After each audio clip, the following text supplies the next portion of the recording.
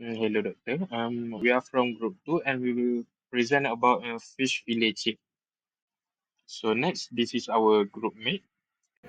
For our innovation, fish seasoning powder, a premium blend designed to enhance flavor while offering nutritional benefit crafted from the careful selected ingredient including mangrove fish, carrot, white radish, shallot, cabbage, Chinese cabbage, cauliflower, ginger, and garlic. This season enriched meal with depth and complexity. For natural standpoint, our formulation contains 7.1 moisture, 41.3 protein, 14.3% fiber, and 13.2% fat. A balanced composition suitable for culinary application. The acidity level of AV is at 0.35 and its pH measuring in 5, maintaining the product stability and optimal taste profile. The prevalent quality of utilized food grade limitation packaging available in 15 gram and 30 gram pack for individual use, and for 75 gram or 80 gram packs for larger household or commercial kitchen. Proper storage in carton boxes or wooden racks at the room temperature ensure long-lasting freshness. Distribution is managed through converted van and pickup service, ensuring safety transportation to retailers and consumers. This product maintains a 6-month shelf life, providing convenience, reliability, and for customer. Additionally, it's ready for use format, simply meal preparation while delivering a rich and refined taste. Okay, for the next, which is the flow diagram, first we receive the fish and do some washing. After washing, we will inspect the fish to ensure that there is no physical hazard in the fish. If there is still a physical hazard, we will repeat the washing process. Next is the gutting process, where we will remove the head and the gut of the fish. And after that, we do inspection to ensure that there is no gut or head left. If there is still some gut, we will repeat the process. Next is deboning. We will carefully remove every bone that is in the fish so that we can remove every physical hazard.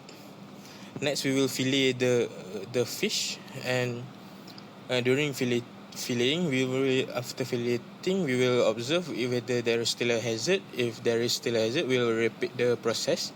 Next is the baking, where we will bake and cook the fish. If at a proper temperature, if the temperature and time, if we doesn't reach the temperature and time, we will repeat the process. And we will cool the fillet fish chip, and then we will do packaging. If the packaging doesn't meet our standard, we will repeat the process, and then we will be able to distribute the product. Hello everyone, today I'm going to talk about CCP decision tree. When making fish fillet chips, we need to control some important steps to keep the food safe. Problems like germs, which are considered to be biological, bad chemicals, and pieces of metal or dirt, which are considered to be physical, can happen. Steps like receiving fish, washing, cutting, and adding flavors are important, but they are not the most dangerous if we follow normal good practices.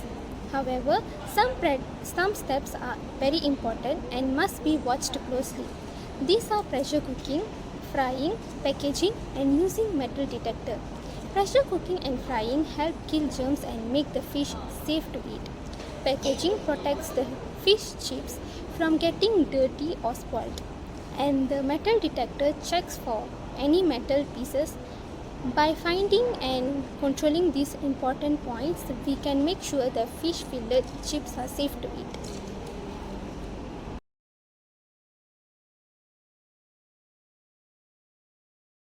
Hello doctor, my name is Nasr Mohimi, and today I would like to explain about HACCP control chart. And so the first one, for the step that we have list, the first step is washing. Means we need to wash our fish before we used to do the product from them.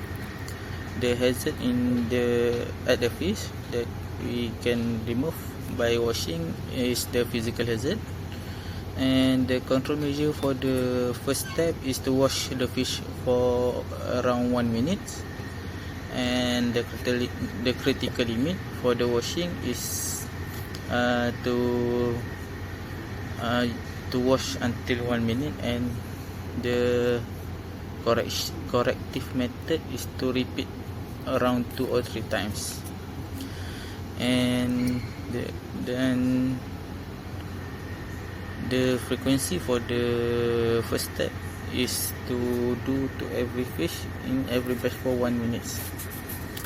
Then the second step is to gutting, means we need to remove the fish guts and head from the fish to clean the fish.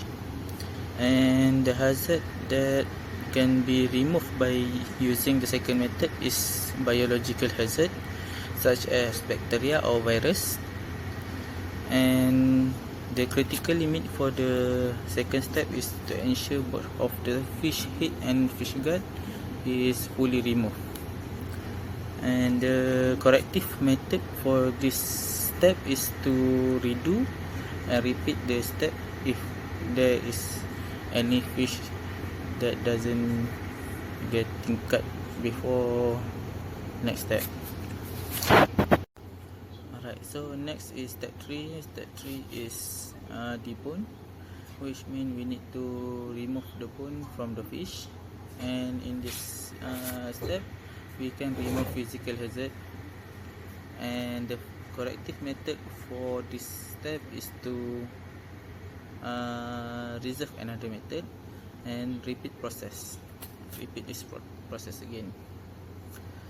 And the critical limit for this step is to ensure there is zero bones remain in the fish flesh or the fillet.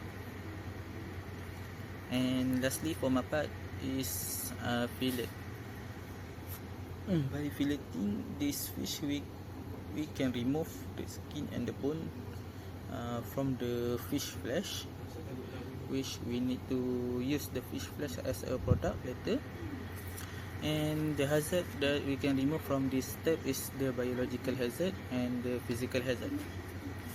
And then the critical limit for this step is to ensure there is no remaining skin or any fish bone at the fish flesh.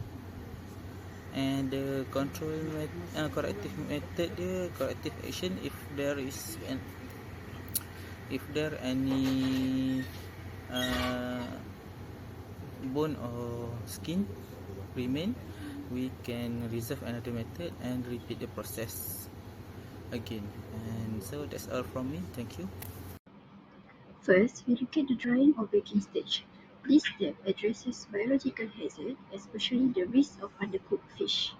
To control this hazard, the fish must be cooked at 190 degrees Celsius for 30 minutes. The critical limit is straightforward. The product must be fully cooked within the specified time and temperature. To make sure this is achieved, quality control teams and workers must carefully monitor the cooking process. Each batch should be checked for temperature and cooking time, and all this data must be recorded for traceability. If any fish is found undercooked or overcooked, it must be removed immediately. Verification is done through regular batch review and audits to ensure cooking standards are being met consistently. Next comes the packaging stage, where we watch out for biological, chemical, and physical hazards like leakage, contamination, or improper sealing. To reduce these risks, we control temperature and humidity during packaging and make sure all products are neatly sealed with no leakage. Packaging must be done carefully and every batch needs to be inspected. If a package is damaged or deformed, it should be repacked immediately. Again, verification happens through batch review and auditing to make sure packaging standards keep the product safe. Finally, let's move to step 7, that is storage. Storage can involve biological, chemical, and physical hazards if not properly controlled. The key control measure is to maintain a suitable temperature and humidity level. Products should be stored at a controlled temperature between 24 and 37 degrees Celsius. Quality control teams and workers must make sure the storage conditions are right, and records should be kept for at least 3 to 6 months depending on the product. If any product has damaged packaging, it must be removed from storage immediately.